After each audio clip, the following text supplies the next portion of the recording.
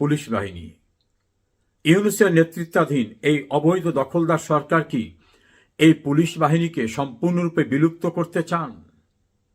এমন প্রশ্ন দানা বেঁধে উঠেছে পুলিশের মধ্যে। সুযোগ সুবিধা লাভ করা অর্থলিপ্সু সীমিত সংখ্যক পুলিশ সদস্য ছাড়া অধিকাংশ পুলিশ কর্মকর্তা এবং সদস্যরা মনে করেন এই সরকার পুলিশের উপর বিশ্বাস করে না, পুলিশের উপর তাদের আস্থা নাই, এজন্য পুলিশকে তারা বিলুপ্ত করে দিতে চাচ্ছে। যে কোনো একটা অজুহাতে তারা পুলিশ বাহিনীকেই বিলুপ্ত করে দিতে পারে। এভাবেই তারা সংশয়ের কথা প্রকাশ করেছেন।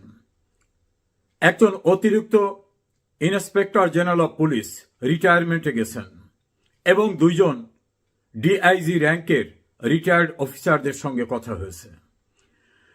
তাদের পর্যালোচনায় এই সরকার কোনোভাবেই পুলিশের উপরে আর আস্থা রাখতে পারছেন না।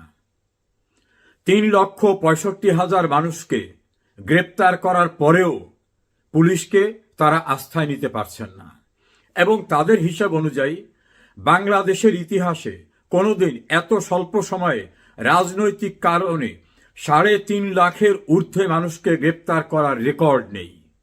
আওয়ামী লীগ, বিএনপি, জাতীয় পার্টি ক্ষমতায় থাকা অবস্থায় রাজনৈতিক কারণে অনেক গ্রেপ্তার হয়েছে, গণগ্রেপ্তারের অভিযোগও ছিল, কিন্তু এত সংখ্যক লোক এত স্বল্প সময়ে গ্রেপ্তারের রেকর্ড অতীতের কোনো সরকারে নাই, যেটা বর্তমান সরকার করেছে।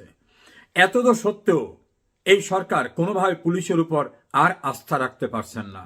সে কারণে পুলিশের আইজিপি পদে অবসরপ্রাপ্ত ব্যক্তিদের এনে বসানো হচ্ছে। তার কাজে সন্তুষ্ট না হলে আরেকজন অবসরপ্রাপ্তকে এনে বসানো হচ্ছে।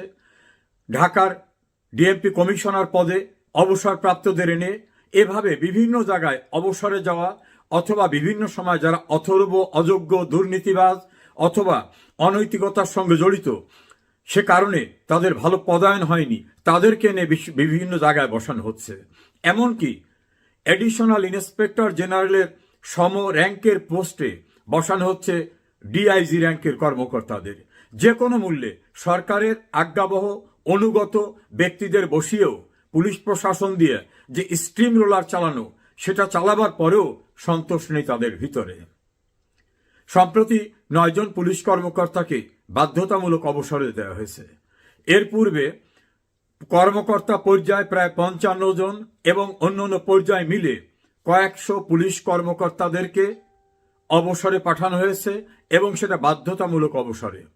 চাকরিচ্যুত করা হয়েছে শতাধিক পুলিশ কর্মকর্তাদেরকে। গ্রেপ্তার হয়ে আছেন 2 জন ইন্সপেক্টর জেনারেল, তার ভিতর একজনাকে মূলা ঝুলিয়ে তাকে মাফ করে দেওয়া হবে, এই কারণে তাকে রাজসাক্ষী করা হয়েছে। মেট্রোপলিটন পুলিশের 2 জন সাবেক কমিশনার, একজন অতিরিক্ত ইন্সপেক্টর জেনারেল এবং অন্যান্য গুরুত্বপূর্ণ র্যাঙ্কের অনেক পুলিশ কর্মকর্তারা জেলের ভিতর রয়েছেন। এই পুলিশের নিয়ন্ত্রণকারী মন্ত্রণালয়ের মন্ত্রীর বিরুদ্ধে মামলা রয়েছে, একাধিক সচিব জেলখানায় আছেন। অর্থাৎ পুলিশ রিলেটেড যারা, তাদের উপর যে স্টিম রোলারটা চলতেছে, এত কিছু চালাবার পরেও সন্তুষ্টি নেই। এর সঙ্গে নতুন যুক্ত হয়েছে, পুলিশ যদি সত্যি সত্যি কাজ করে তাহলে ঢাকায় আওয়ামী লীগের এত মিছিল হয় কিভাবে? এবং যেখানে ব্যস্ততম এলাকা সেই সব জায়গায় মিছিল হচ্ছে এবং গোপনে বা ভরে না, প্রকাশ্য দিবালোকে মিছিল হচ্ছে এবং মিছিলে 5, 10, 20 জন, 50 জন না, শত শত মানুষ মিছিল করছে এবং সেই মিছিল থেকে কাউকে গ্রেপ্তার করা হচ্ছে না, তাহলে পুলিশ নিশ্চয়ই ওই মিছিলকারীদের পক্ষে। এমন সন্দেহের দানা বেঁধেছে বর্তমান সরকারের নীতি নির্ধারকদের ভিতরে। তারা মনে করছেন যে এই পুলিশ কার্যত এই মিছিলকারীদের সাহায্য করছে, সাহায্য না করলে মিছিলকারীরা প্রকাশ্যে বিশাল বিশাল মিছিল করতে পারে না। ঢাকার শ্যামলীতে একটা বড় মিছিল হয়েছে, সেখানে পুলিশ কয়েকজনাকে গ্রেপ্তারের উদ্যোগ নেয়, তাদেরকে নাকি মিছিলকারীরা ছাড়িয়ে নিয়েছে। তাহলে এটা কেন হলো? পুলিশ কেন তাদের ধরে রাখতে পারলো না? এটা নিয়ে তীব্র ক্ষোভ ইউনূস এবং তার কিচেন ক্যাবিনেটের ভিতরে। আর তারা বলছে এই যারা মিছিল করেছে তারা এমনভাবে হামলা করেছে যে আমাদের জীবন বাঁচাতে তাদের ছেড়ে দিতে হয়েছে। কোনো কিছুতেই এখন তারা আর সন্তুষ্ট না পুলিশের উপরে। সে কারণে পুলিশের পাশাপাশি সহকারী পুলিশ নামক অথবা পুলিশ মিলিশিয়া নামক নতুন একটি বাহিনী গঠনের প্রস্তাব বেশ পূর্বে করা হয়েছে। টার্গেটটা হলো পুলিশের প্যারালাল একটা বাহিনী করে ধীরে ধীরে এই পুলিশ বাহিনীকে বিলুপ্ত করে দেওয়া। নতুন করে আবার একটা পদক্ষেপ নিয়েছে এএসআই, অর্থাৎ সহকারী সাব ইন্সপেক্টর পদে সরাসরি রিক্রুট করা হবে। এই পোস্টে অতীতে কনস্টেবল থেকে পদোন্নতি পরীক্ষার মধ্য থেকে নেওয়া হতো, অর্থাৎ যারা কনস্টেবলে ঢুকেছে তারা এএসআই হতে পারত, পরে এসআই, তারপর যোগ্যতা থাকলে ইন্সপেক্টর, এভাবে অনেক বড় পদে অনেকে যেতে পারত। এখন এদের কারোর উপর আস্থা নাই।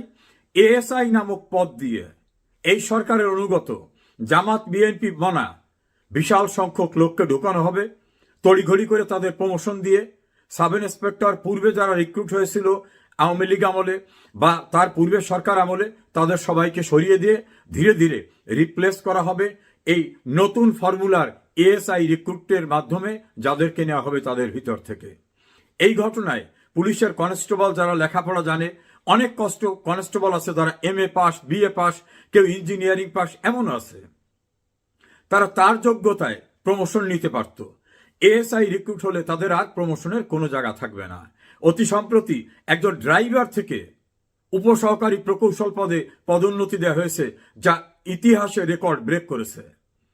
এখন কনস্টেবলের শত শত হাজার হাজার কনস্টেবলরা পরীক্ষা দিয়ে যোগ্যতার প্রমাণ দিয়ে এএসআই হতে পারত, সে পথ ও রুদ্ধ করে দেওয়া হবে।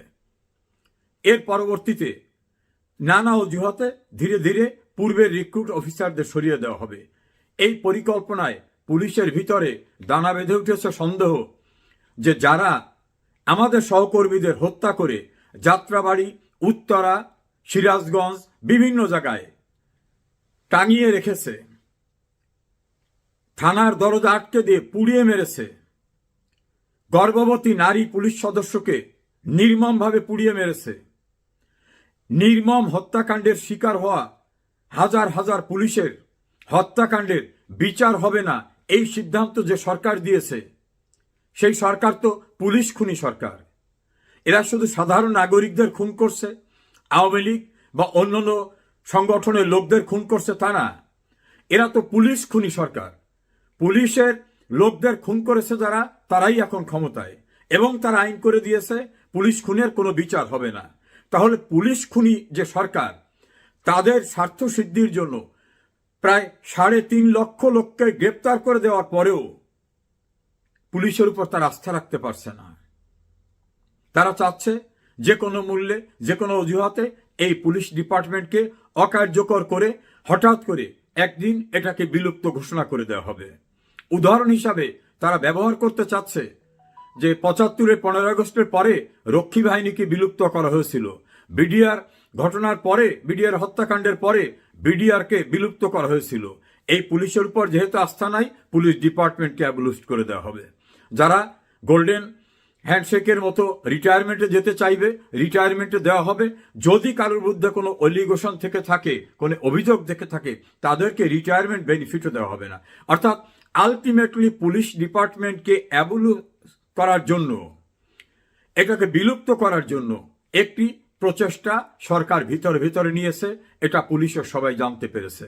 এ কারণে যারা ক্ষমতা লিপ্সু অথবা এই সরকার আমলে শনৈ প্রমোশন পেয়েছেন, অথবা যারা কিছু অর্থ লিপ্সু, এইরকম অতি ক্ষুদ্র সংখ্যক একটা মহল ছাড়া সবাই এখন বুঝতে পেরেছে পূর্বের সরকার অর্থাৎ শেখ হাসিনা সরকার পুলিশের চাকরির মেয়াদ বৃদ্ধি করেছিল, তাদের বেতন প্রায় দ্বিগুণ বাড়িয়ে দিয়েছিল, তাদের অন্যান্য সুযোগ সুবিধা দিয়েছিল, তাদেরকে বিদেশে শান্তি রক্ষা মিশনে যাওয়ার ব্যবস্থা করেছিল। সকল সুযোগ সুবিধা দিয়ে পুলিশ ডিপার্টমেন্টকে যেভাবে মর্যাদার জায়গায় নিয়ে গেছিল, অতীতে কেউ নেয়নি। অথচ সেই সরকারের বিরুদ্ধে আমাদেরকে ব্যবহার করা হচ্ছে, আমরা এতভাবে ব্যবহৃত হচ্ছি, তারপরে এই সরকারের সন্তুষ্টি নেই। তাহলে এই সরকারকে আর সাহায্য করার কি দরকার আছে? কেউ কেউ তো বলছেন মিছিল মিটিং করা মানুষের সাংবিধানিক অধিকার, তো একজন মানুষ মিছিল করবে, অতীতেও তো করেছে, তো মিছিল করলে আমরা তাদেরকে বাধা দেবো কেন? আমার কাছ তো আইন শৃঙ্খলা পরিস্থিতির যাতে অবনতি না হয় সেটা দেখা।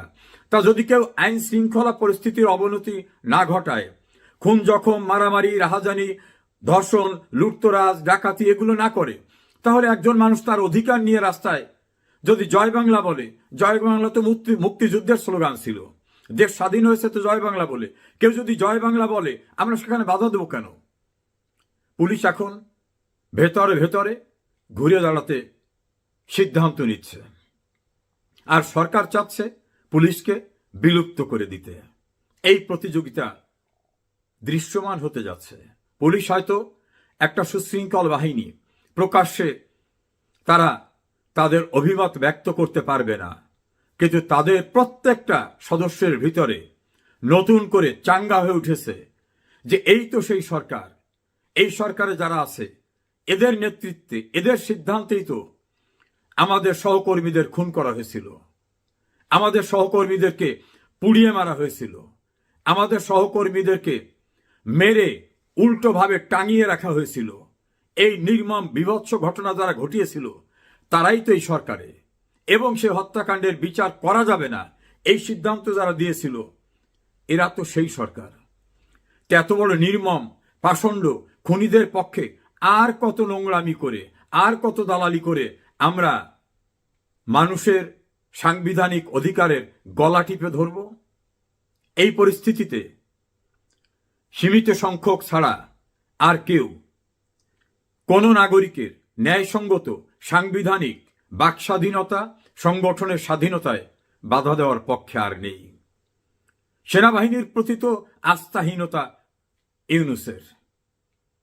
আর পুলিশ এখন বুঝতে পেরেছে ধীরে ধীরে তাদেরকে নিঃশেষ তারা করতে চাচ্ছে, এবং অতীতে যারা করেছে তাদের পক্ষে থাকা ঠিক হবে না। দেশে যারা সাংবিধানিক অধিকারের জন্য লড়াই করছেন তাদের উদ্দেশ্যে এবং পুলিশের উদ্দেশ্যে আমার প্রাপ্ত তথ্যটা জানালাম। পুলিশ বাহিনীর উদ্দেশ্যে বলবো, আপনাদের কাজ আইন শৃঙ্খলা রক্ষায় নিয়োজিত থাকা, অপরাধ দমনে কাজ করা। কোন মানুষের সাংবিধানিক অধিকার চর্চার ক্ষেত্রে বাধা দেওয়া আপনার দায়িত্বের ভিতরে পড়ে না।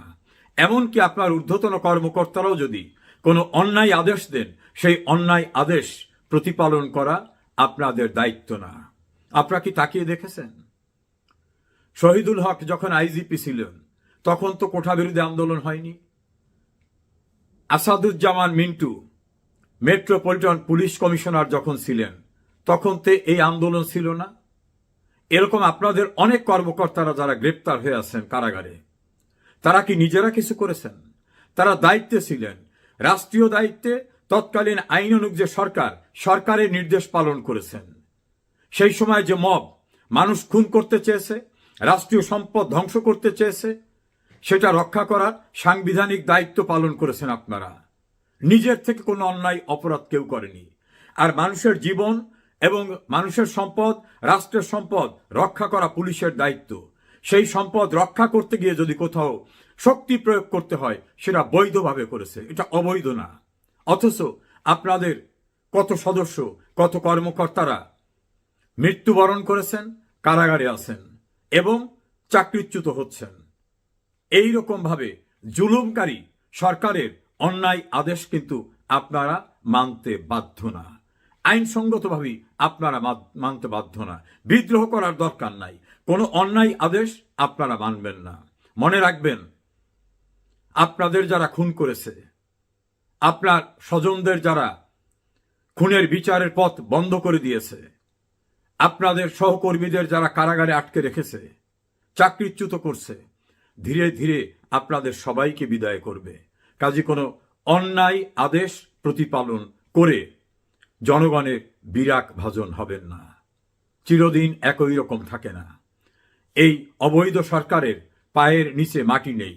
দেশে, দেশের বাইরে কোথাও তারা র্যাব, পুলিশ, আর্মি, বিজিবি, সোয়াত বাহিনী, কুকুর বাহিনী ছাড়া বের হতে পারছে না। বুঝছেন না? তীব্র ক্ষোভ ব্রিটেনের রাজধানী লন্ডনে নজিরবিহীন জনসমাবেশ হয়েছে প্রবাসী বাঙালিদের। আমেরিকায় গেলে এই ইউনূস বাহিনীকে ধাওয়া খায়, লন্ডনে আসলে এখানে প্রধানমন্ত্রী তার সঙ্গে দেখা করে না। লন্ডনে তার উপদেষ্টা আসছে, নাজেহাল হয়েছে, দেশের ভিতরে কোথাও বের হতে পারে না। এইভাবে জনবিচ্ছিন্ন অবৈধ দখল, ক্ষমতা দখলকারীদের পক্ষে গিয়ে কোনো অন্যায় করবেন না। মানুষের ন্যায়সঙ্গত অধিকার বাস্তবায়নের দাবিকে কোনোভাবে শক্তি প্রয়োগ করে ঠেকাবার চেষ্টা করবেন না। সেটাই আপনার সাংবিধানিক